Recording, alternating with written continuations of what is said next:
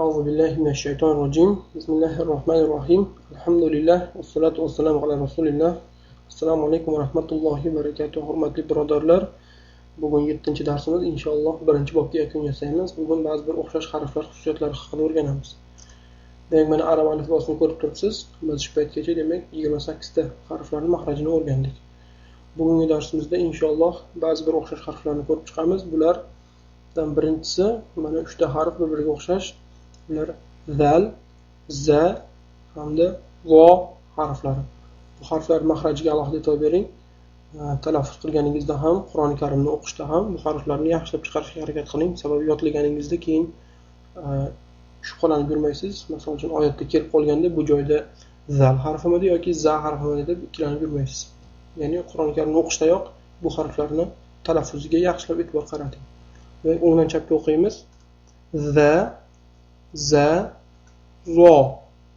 Za, za, zo harflari. Demak, mahrajiga qarang.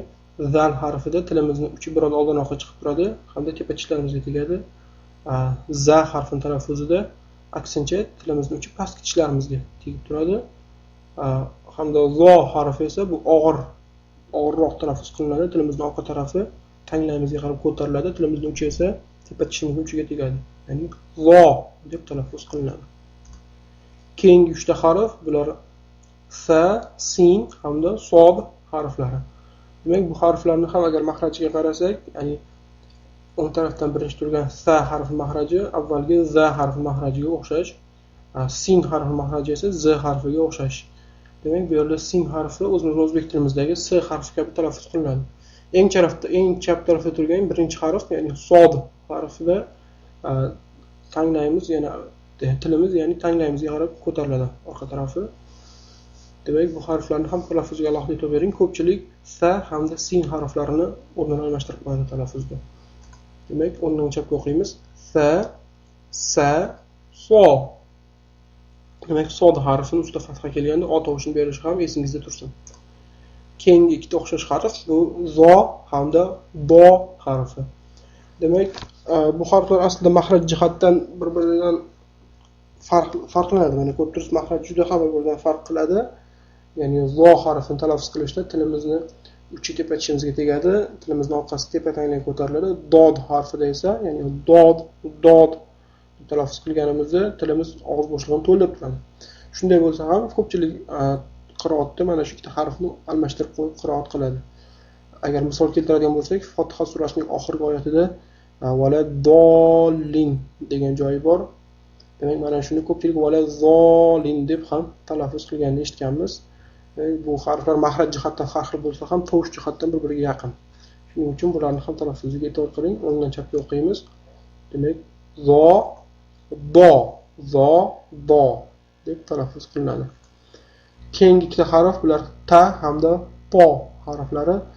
Mahraj jihatdan biroz bir-biriga o'xshab ketadi. Yagona farqi po harfida tanglayimizga qarab ko'tariladi. Tilimiz, ya'ni tilimizning orqa tarafi tepa tanglayimizga qarab ko'tariladi. Hamda tilimizning uchi tishimizning eng yuqori tarafiga tegadi. Ya'ni tepa tishimizni yuqorisiga tegib turadi, tubiga. Demak, o'ngdan chapga o'qiymiz. Ta, po. Keyingi ikkita harf vav hamda fa harflari. Ularni mahrajiga e'tibor bersak, bir-biriga o'xshash. Demak, vav harfini talaffuz qilishda lablarimiz bir-biriga tegadi. Fa harfini talaffuz qilishda esa tepa tishimiz pastki labimizga tegadi. Ya'ni fa deb talaffuz qilinadi. Yozilishi jihatdan ham bir-biriga o'xshagan bo'lgani uchun ko'pchilik bularni qiroatda adashtirib qo'yganini ko'ramiz. Ya'ni va o'rniga fa yoki fa o'rniga va deb o'qib o'rganib guvohi bo'lganmiz. Shuning uchun bularni ham talaffuziga yaxshilab e'tibor qarating. O'ngdan chapga o'qiymiz. Va, fa. Keyingi ikkita o'xshash harf, ya'ni bular dal hamda dod harflarini tovushlari. Bular ham mahraj jihatdan bir-biriga o'xshamaydi, lekin tovush jihatdan o'xshab ketadi.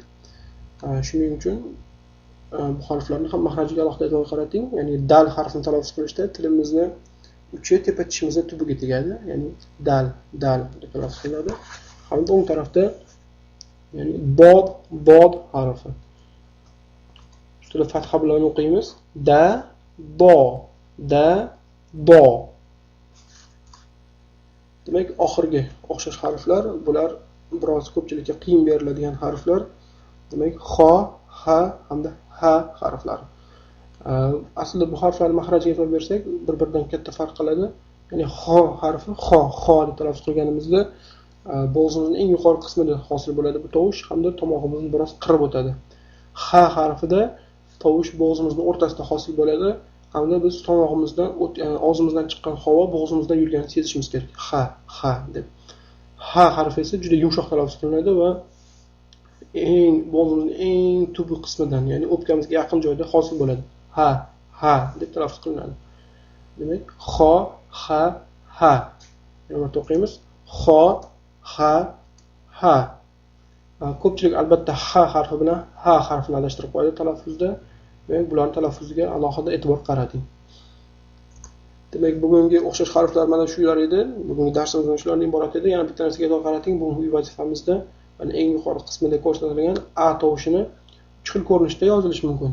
Ya'ni birinchisi alif harfini ustida fatha turganda ham a tovushini beradi. Hamda eng chap tarafdan eng birinchisiga e'tibor qarating. Bu belgi hamza deb ataladi. Hamzaning ustida fatha turganda ham a tovushini beradi. Hamda alif hamda hamza yig'indisi va ustida fatha turganda ham a tovushini beradi. Demak, uchalasi tepada ko'rsatilib qo'yilgan. Demak, bu uchala ko'rinishda yozilganda ham biz a tovushini o'qiymiz. Pastda ro harfining 2 xil ko'rinishi berilgan. Hamda mim harfini ham 2 xil ko'rinishi berilgan, ya'ni mushaflarda bu 2 xil ko'rinishda yozilishi mumkin. Shuning uchun ko'rib qolganingizda hayron bo'lmang. Bu ro hamda mim harflari. Shuningdek, za harfi ham ro harfiga o'xshagan bo'lgani uchun tepasida nuqtasi bo'ladi. Demak, ko'rganingizda, demak, uni za deb o'qiysiz. Demak, mana bugungi vazifasi. Keyingi sahifamiz mana bu yerda e'tibor qarating, ikkita harflar berilgan. Bu harflarni talaffuz qilganimizda, ya'ni mana shu sahifani o'qiganimizda bu ikkita harf o'rtasidagi farqni sezishga harakat qilishimiz kerak. Ya'ni misol uchun birinchi tepadan o'qigan bo'lsak a sa deb o'qishimiz kerak. Ya'ni buni qaytaramiz. A sa.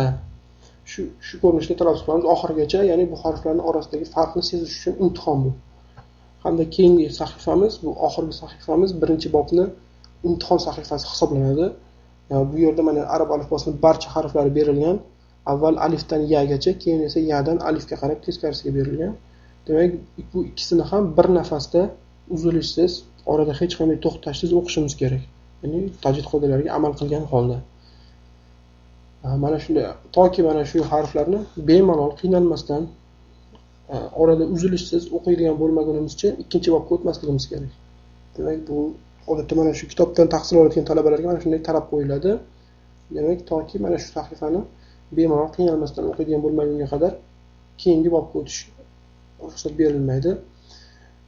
Biz avvalroq aytgan edik, agar istasangiz, imkoniyatingiz bo'lsa, mana shu ikkita sahifani, ya'ni avvalgi harflarning farqi, talaffuzdagi farqi hamda mana shu imtihon sahifasini agar audio fayl ko'rinishda bizga yuborsangiz, biz tekshirib berishimiz mumkin.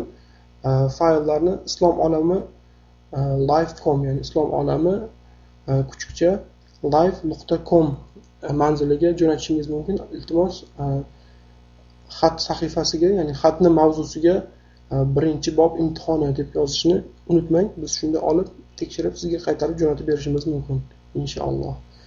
Demak, bugungi darsimizga yakun yasaymiz. Subhanakallohumma va bihamdika ashhadu an la ilaha illa anta astaghfiruka va atubu ilayk. Assalomu alaykum va rahmatullohi va barakatuh.